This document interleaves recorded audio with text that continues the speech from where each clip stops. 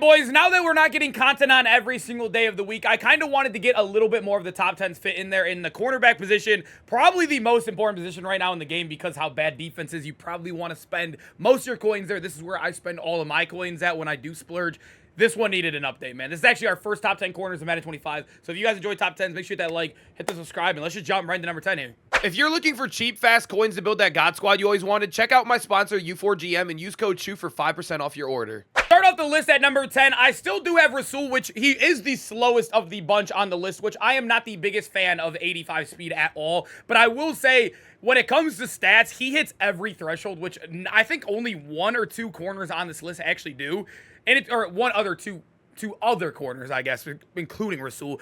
But that is literally a huge thing. If you guys have used Rasul, I'm telling you, he is hip to hip on everybody. Sometimes he'll get beat, which I will say, I would probably look to add him to a theme team in which you get Eagles, Packers, or Bills. And also, you can still build preseason if you just want to juice him up for that one card. He is still very good. I actually chose him over some other cards like Trevon Diggs on this list. I think another one I chose him over was like Cooper DeJean, who was a little bit on the slower end as well.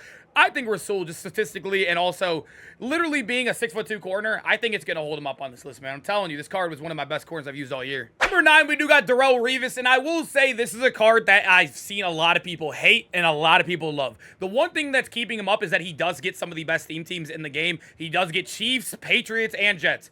I'm not so sure good if or how good Bucks are, but I know these three are very good. I know the Chiefs just got Worthy. They're getting Tyreek Hill, so everybody knows that everybody is going to be going to Chiefs, so he still plays in that squad. But 86 speed is still a lot better. He also does have really good stats: 84 man, 83 zone, 82 press.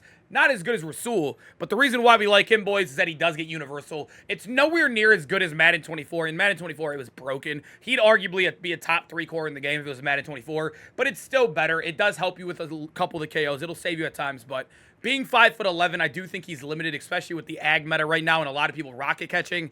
I think Darell Revis can't be much higher than 9 on this list for me. And at number 8, I know this is like a weird one, and I definitely think you can argue if you are running a theme team, the guys below him on this list, but I do think Cromartie has been another one of those guys that has played so well in this game, and also another guy who gets insane theme teams. But looking at his actual stats, he is the same exact speed. He is obviously really good stats too when it comes to man coverage. I think that's what's kind of the meta in the game right now. I know people are running zone as well, but a lot of people are running at least hybrid or man, I would say, is the most preferred right now. So I do think having 85 man and 84 press is really good, especially when you throw it on a 6'2" corner. And also, like I mentioned earlier, a lot of good theme teams. He gets Jets, still very good. Cardinals is still very good in the game. I don't know how good these two are, but I know these two are probably 2 top 10 theme teams. I'm telling you, Crow is tough. You still see him on everyone's field right now. He still plays on my team, man. I love Crow, man. So at number 7, I got PS2, and this is a hard one to rank because in Madden, let me just tell you guys this right now. There are corners that are very good statistically, and then there's just corners that just don't work in your scheme no matter what. Like Patrick Surtain, very good statistically, and I'm ranking him as I normally would, like without my personal experience. In my personal experience, he's not even a top 20 guy in the game. He's been awful for me. But I've also learned in my time of playing Madden and doing these type of videos is that some corners play better in some schemes. Some people don't have as abysmal experiences with them. But Patrick Surtain, statistically, 6'2", 86 speed, way better excel than our guy Crow right there. And then the man in zone are just, the combo of them are just much better. He also does have good press. I gotta rank him here. Even if my experience with him was bad, I know he's a good card on paper. I know this is an offensive Madden. I can't be too mad at him. The only thing that really sucks about him compared to those guys, no good real theme team and no like X factor like Revis, but I'll still take like a little bit better zone to run a hybrid scheme, right? Number 6, we got that man Mel Blount. The one thing I will say about this card, I got him when he was like the number 1, arguably the number 1 corner in the game. I really thought he was a little bit slow for his release, right? Like we started getting 86 and 87 speed from like theme team boost and whatnot, so he kind of always felt slower out there, only getting like Steeler theme team. But I will say he played very good. He's 85 man. His zone's at 84. You could very easily get that up to 85 as well. His press is good. He is one of the tallest. Now I'm looking at the list. He is the tallest corner on this list at 6'3". And the one thing I've always liked about Mel Blount in Madden, he's very good inside the box. 73 tackling and 80 hit power. It's very good on an 87 overall this early in the game. And like I said, no good theme team, but also he only gets really Stonewall, so nothing crazy ability-wise.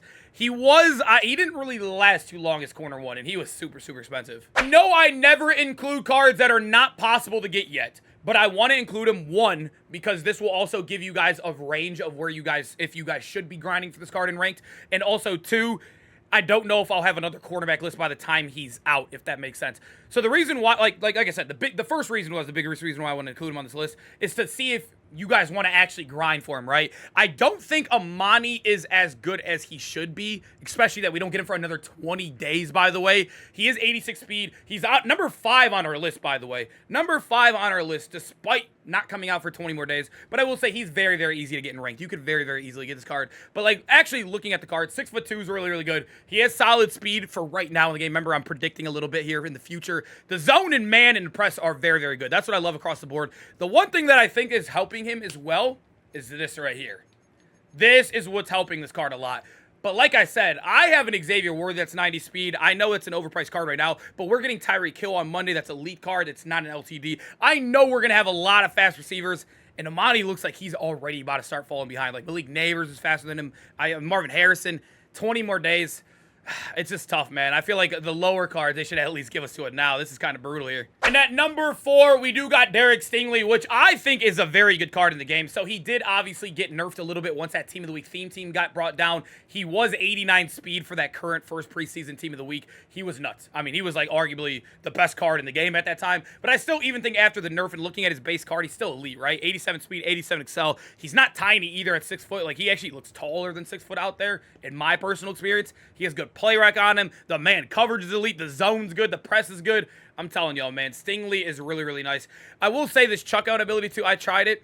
It's garbage. It's never been good since they've added it in. But just to add that in, I wanted to include it. But there was the Team of the Week theme team, and like I said, they nerfed it. I know it shows they still get it, but it doesn't work anymore, sadly. You can't get the +2 speed on him. And if you could, I don't even know if I could include it on a theme team in a video like this. I feel like it's kind of cheating, right? Number 3, I just got rid of mine, not because I think he's bad, because I'm trying to save coins a little bit. That's like really the only reason why. But Big Play Slay is an elite corner in this game. He is 87 speed. He's also 6 foot right there. But you can see they actually blessed him for once. 85 play rec, 84 man. The zone's really good. The press is really good. I ran him in a straight man-to-man scheme, and I loved him. But this is why I think you could even potentially argue him over number 2 as well, is because of this. He gets starting on X Factors. Having Pick Artist on, this game, the drop picks are absurd right now. They are absolutely terrible. Being able to catch picks for like 40% of the game definitely does help your defense. But he also does get deep zone KO for a 1 AP, the cheapest in the game.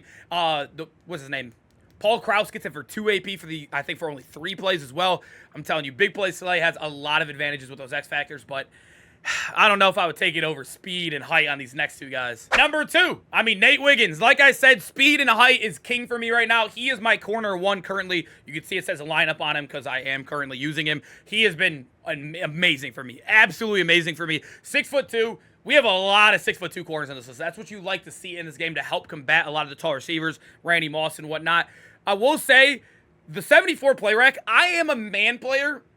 I don't know how much that really, really affects him. I'm going to be completely honest with you guys. I barely run zone. I'd say like 20 to 30% of my plays are zone. So I don't know how bad the play rec is. But in man scheme, you don't notice it at all. But he does have 87 zone. He has 89 man coverage, 88 press. He's very, very fast. Tied for the fastest card in the game besides Worthy. I mean, Nate Wiggins is a dog, man. This card's very, very good.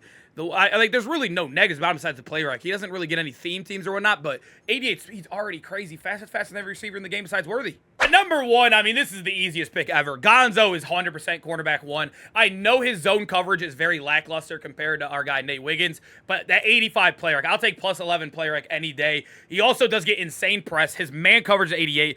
I mean, every stat is insane besides zone. And he also is another 6'2" guy, but the biggest reason why he gets an extra bucket, and boys, he gets Pick Artist on all game long. I know it's 2 AP, but having an ability, one of the better abilities in Madden history, having it on all game long, having one corner that can actually catch picks and is tall and going to be hip to hip to a lot of players, he's going to save you games. You either got to get him by buying him off the auction, which he is the most expensive card in the game, or you got to earn him from 10-0 in the gauntlet, man. He's worth it, though. His price is telling you he's actually worth it. He's way more expensive than Montez and also than Nico Collins ever was.